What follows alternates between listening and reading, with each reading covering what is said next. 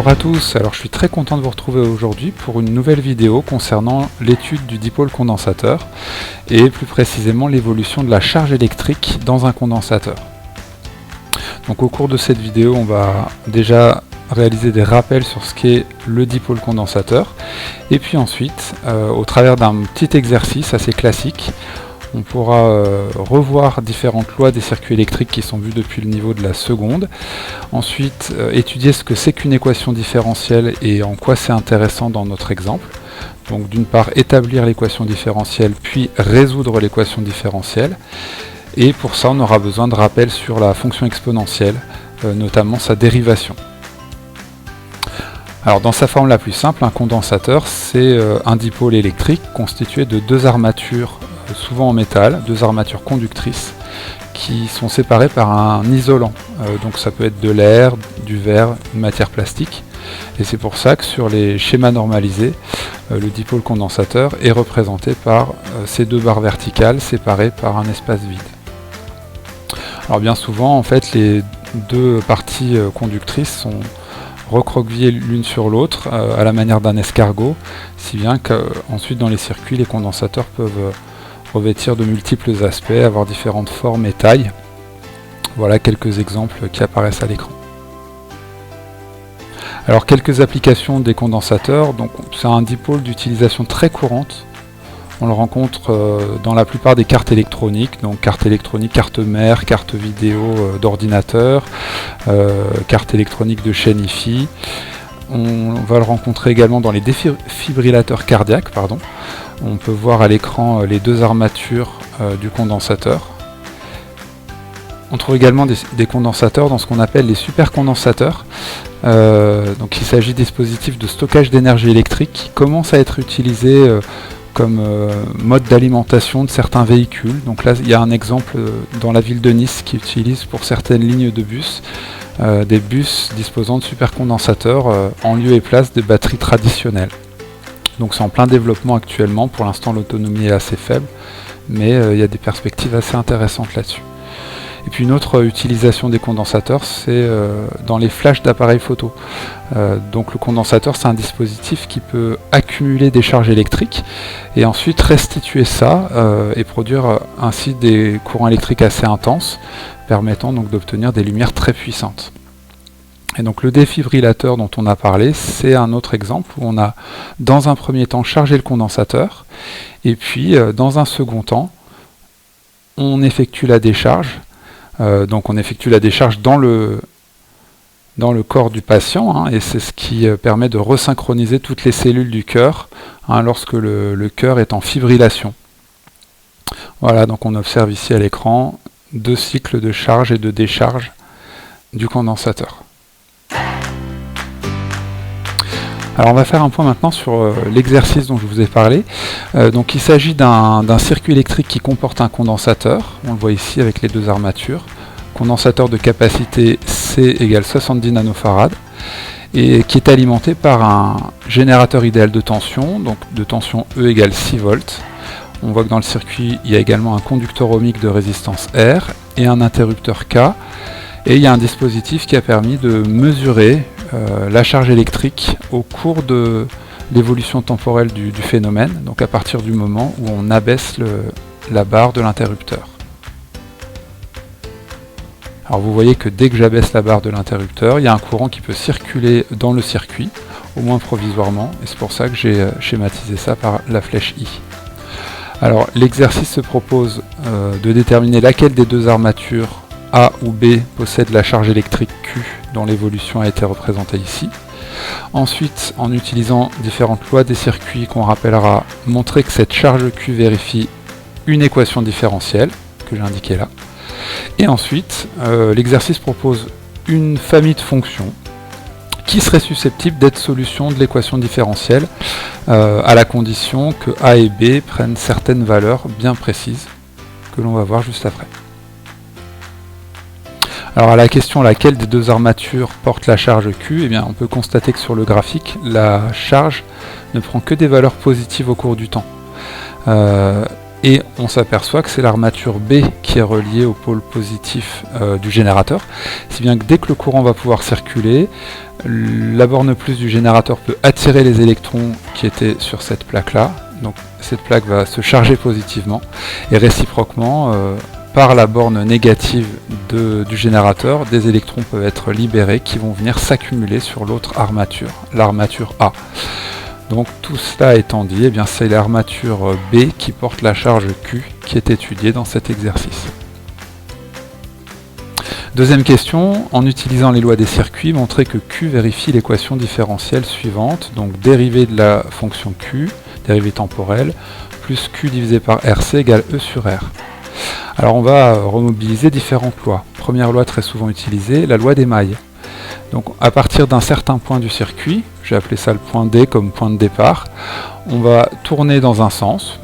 Ici je vais choisir de tourner dans le sens des aiguilles d'une montre et additionner une à une toutes les tensions mises en jeu dans le circuit. Donc en faisant ça, j'ai d'abord la tension E, ensuite la tension moins UC, puisque vous voyez que la flèche verte est de sens opposé par rapport à la tension UC, moins UR, et comme on revient à notre point de départ, le point D, eh bien la tension globale est égale à 0. Donc je mets ça dans notre escarcelle, la loi des mailles nous a donné une première équation. Deuxième équation, on va utiliser les propriétés du conducteur ohmique, donc c'est la loi d'Ohm qui est étudiée depuis le collège. Pour ça, on va déjà se rappeler que l'intensité du courant est la même en tout point d'un circuit série, donc j'ai reporté la flèche de l'intensité à cet endroit-là, et on s'aperçoit que du coup le dipôle ohmique est orienté en convention récepteur, c'est-à-dire que les deux flèches, tension UR et intensité I, sont de sens opposé, si bien que je peux écrire la loi d'Ohm de cette manière, UR égale R fois I.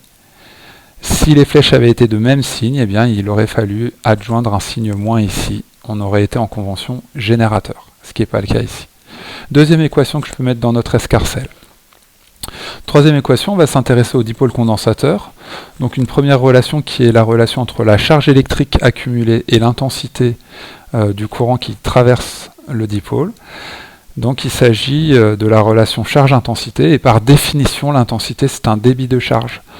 Donc au cours du temps, l'intensité va caractériser la rapidité avec laquelle les charges s'accumulent dans les armatures du condensateur. Donc I est égal à la dérivée temporelle de la charge Q. Et puis dernière relation, il s'agit toujours d'une relation concernant le condensateur.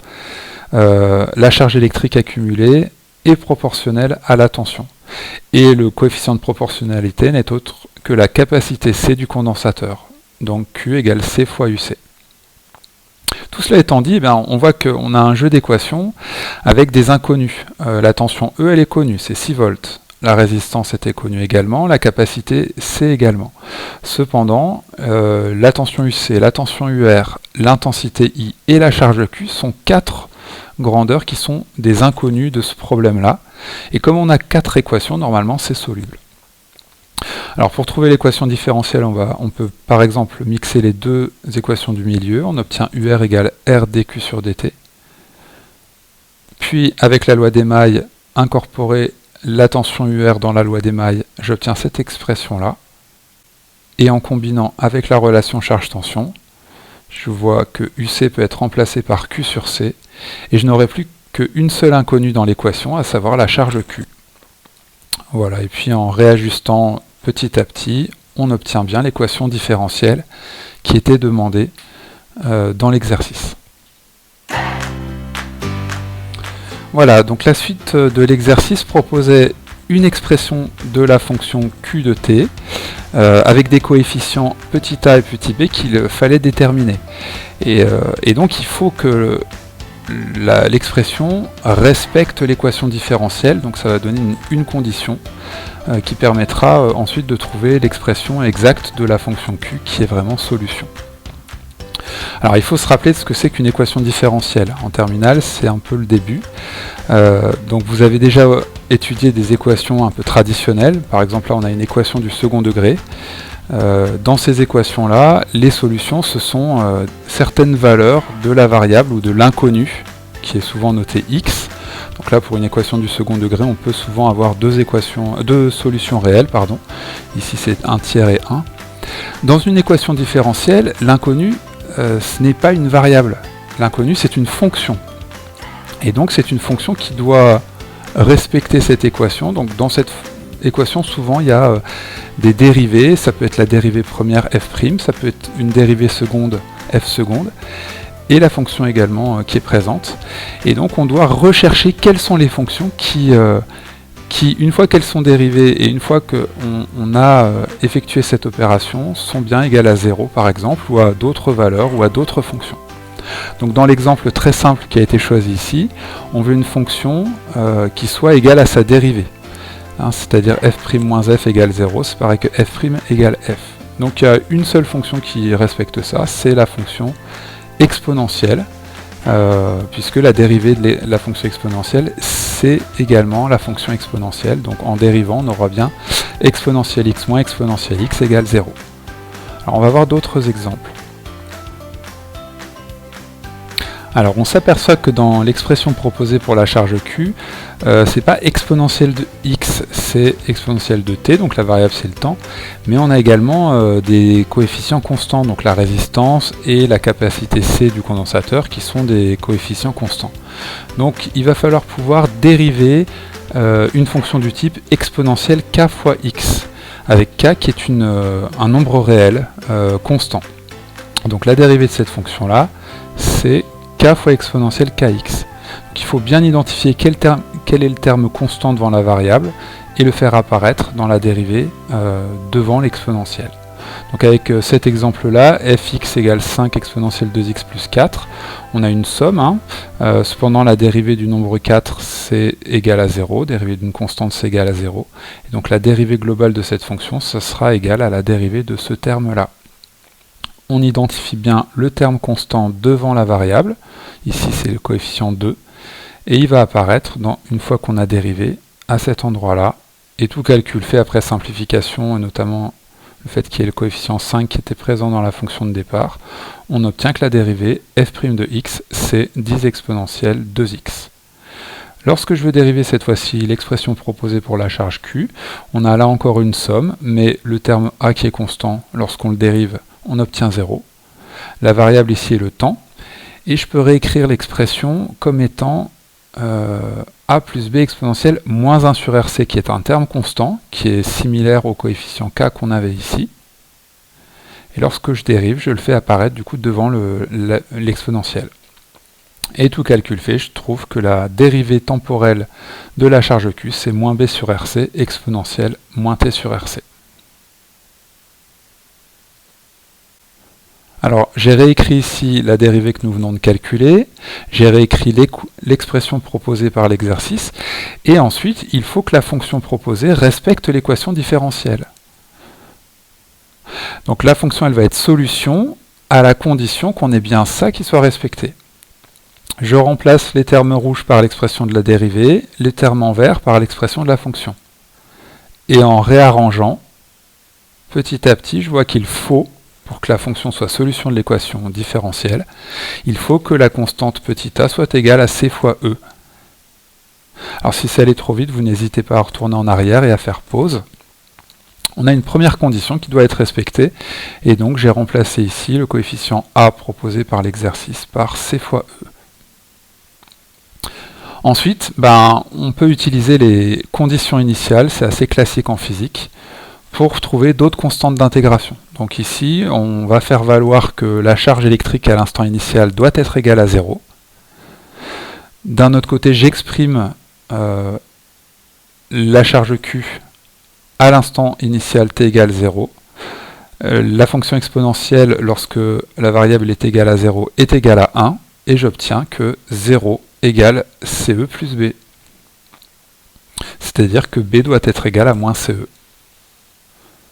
Alors tout calcul fait, on obtient une expression de la charge électrique Q, donc, qui donne l'évolution temporelle de la charge électrique Q, et on va comparer cette expression-là à ce qu'on avait obtenu expérimentalement et qui était reporté sur le graphique. Voilà, alors pour faire le bilan sur cette dernière question et puis l'exercice, on a retrouvé une équation différentielle vérifiée par la charge électrique Q, et l'expression de la charge électrique qui respecte les différentes lois des circuits qui avaient été vus précédemment. L'idée maintenant, comme toujours en science, c'est de confronter ce que prévoient ces différents modèles avec ce qu'on a obtenu par l'expérience ici. Alors on peut déjà se rendre compte que la fonction exponentielle x est une fonction croissante sur l'ensemble des réels, exponentielle moins t sur rc sera une fonction décroissante, mais moins exponentielle moins t sur rc sera du coup une fonction croissante. Donc on obtient bien en bleu une fonction qui est croissante.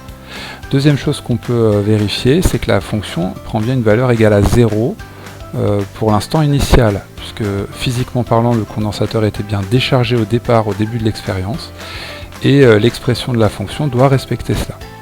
Alors quand je remplace le temps t par 0 dans l'expression de la fonction proposée, on se retrouve bien avec Q initial égale à 0 coulomb, puisque l'exponentielle de 0 c'est égal à 1. Puis deuxième chose que l'on peut vérifier, c'est la limite quand le temps tend vers plus l'infini. Expérimentalement, vous voyez que la charge stockée atteignait une valeur maximale, même au bout d'un temps suffisamment long, la charge n'évoluait plus.